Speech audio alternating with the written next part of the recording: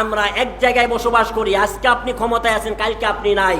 আজকে যদি আপনারা সকলে যদি কে আমলি, কে বিএনপি, কে জাতীয়বাদী, এটা দেখার বিষয় নয়। আমাদের ইসলাম, আমাদের ধর্ম ইসলাম, আমাদের রব একজন, আমাদের কিতাব একটি, আমাদের রসুল একজন, ঠিক কিনা বলেন? এই জন্য সকলেই ভাই ভাই হয়ে চলবেন। আজকে আপনি ক্ষমতায় আছেন, যারা বিরোধী দল ক্ষমতায় থাকবে তাদের উপরে যদি কেউ নির্যাতন যদি না করে, আমার মনে হয় তারাও যখন ঘুরে ক্ষমতায় আসবে তারাও কোনোদিন আপনার উপরে টর্চার করবে না, বরং আপনাকে সালাম দিবে, ঠিক কিনা বলেন? আর আপনি ক্ষমতায় এসে যদি আপনি মারেন, কাটেন, ধরেন, এই শিক্ষা যদি আপনি আরেকজনকে দেন, তাহলে ও পরবর্তীতে এসে আপনার গোসাও কাটে দেবে, ঠিক না বে ঠিক?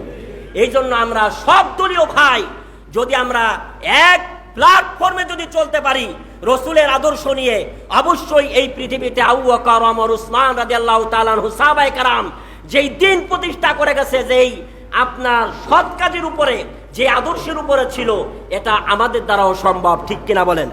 পৃথিবীর জমিনে একমাত্র যুবকরাই, এই পৃথিবীর ছাত্রগুলা, যুবকগুলাই একমাত্র এই পৃথিবীতে সুন্দর আদর্শ বয়ে আনতে পারে। একটা যুবক পরিবার সুন্দর করতে পারে, একটা এলাকা সুন্দর করতে পারে, একটা ইউনিয়ন সুন্দর করতে পারে, একটা বিভাগ সুন্দর করতে পারে, একটা দেশকে সুন্দর করতে পারে।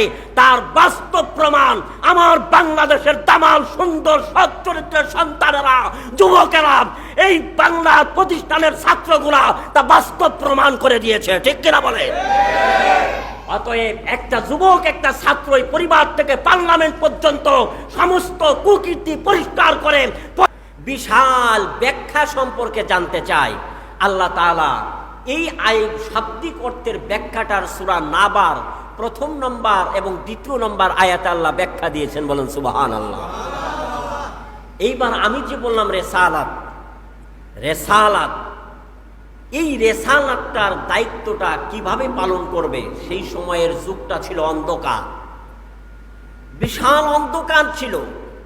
সেই অন্ধকার বলতে আমাবস্যার অন্ধকার নয়, সেই অন্ধকার বলতে দিনের আলো শেষ হয়ে সূর্য ডুবে গেলে যখন চন্দ্র উদিত হয়,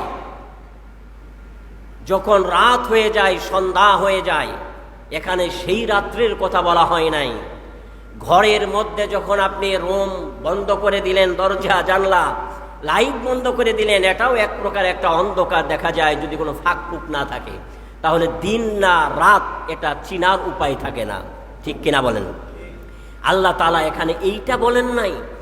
আল্লাহ তাআলা বলছেন আকাশে সূর্য আছে, আকাশে চন্দ্র আছে, চারিদিকে দিবালয়, দিন ফক ফক করতেছে, ঝলঝল করতেছে সূর্যের আলো, কিন্তু সেই সূর্যের আলোর মধ্যে চলে মারামারি, সূর্যের আলোর মধ্যে চলে কাটাকাটি, সূর্যের আলোর মধ্যে চলে বোমাবাজি, সূর্যের আলোর মধ্যে চলে ক্ষমতার বড়াই, সূর্যের আলোর মধ্যে চলে মানুষ দিবালোকে খুন, সূর্যের আলোর মধ্যে চলে সুদ, সূর্যের আলোর মধ্যে চলে ঘুষ, সূর্যের আলোর মধ্যে চলে জেনা, সূর্যের আলোর মধ্যে চলে নানা প্রকার যত গুনার কথা আল্লাহ কোরআনে এবং রসুল হাদিসের মধ্যে বলেছেন।